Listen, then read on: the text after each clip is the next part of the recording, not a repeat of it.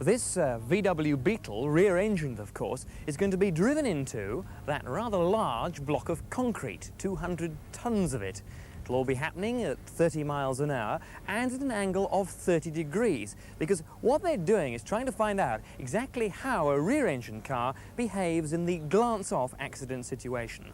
Finding out and also recording it too, every microsecond of it, on this bank of cameras which surround the experiment. It's towed into the block by a cable. The near side wheels run along a guide track. But just before the impact, it runs off the end to simulate a real crash as much as possible. Also, they've got 2 people inside. Not real people, I hasten to add, but dummies. Very carefully made, even with a proper skeleton inside, and with a plastic tissue skin, so that they'll have injuries just like you or I would. The engine will be running, by the way, and the car's painted like this to show up on the high-speed cameras. And they'll be recording moment by moment during the collision. So here we go then, we're all ready. The very last journey in the life of a Volkswagen.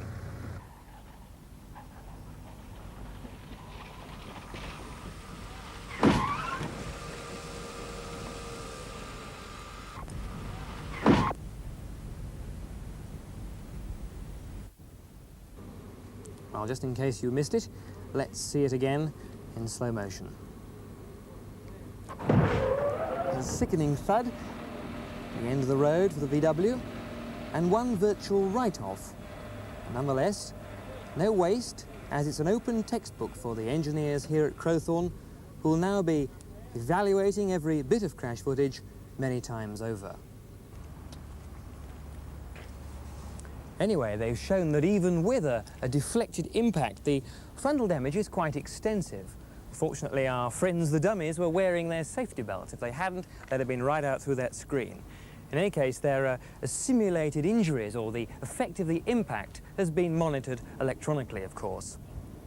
Happily, though, the fate of cars and people in accidents can well be avoided if they have sufficient warning of the hazards ahead. That's something they've been looking into at the laboratory here for some time. So we hear now from Tony Bastable. Well, thanks very much indeed, Richard. Of course, it's better to pass the message to the driver before he drives into the concrete wall or any other major road hazard in the event of that happening. But research is showing that traffic lights and signs may not be enough. What a driver, though, really can't miss is someone actually saying something to him. So imagine, if you will, that I'm sitting here at the wheel of my car driving down the motorway and I'm listening to the radio.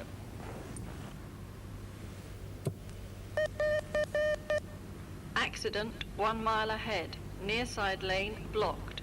Reduce speed and proceed with caution.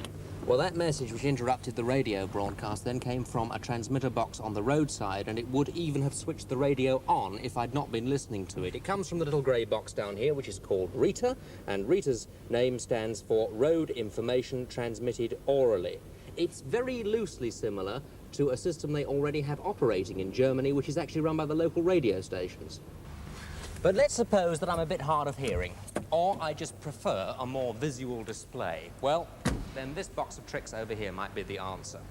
I'm in a motorway control room, I'm a policeman, and I receive a message that a large tanker, say, has broken down and it's blocking the middle and outer lanes of a motorway. The sort of message I'd like to pass on to a driver might be something like this: an obstruction, a mile ahead, tell him to keep left, and to stay at a maximum speed of 30 miles an hour. Now, how do I get that message to the motorist? Well, here I am, the motorist, driving down the motorway in my motor car, like so, and at about 1 mile intervals on average, my car would pass over one of these things. It's a loop of wire. You wouldn't, in fact, see it. It would be underneath the tarmac macadam surface of the motorway. Now, watch what happens when it does, in fact, pass over that loop. There we go. Up on the dashboard comes a visual display that says obstruction a mile ahead, tells me to keep left and observe a maximum speed of 30 miles an hour. Now, this will stay up for about 45 seconds, giving me the opportunity to slow down and look at it in safety or complete any overtaking manoeuvre that I happen to be involved in.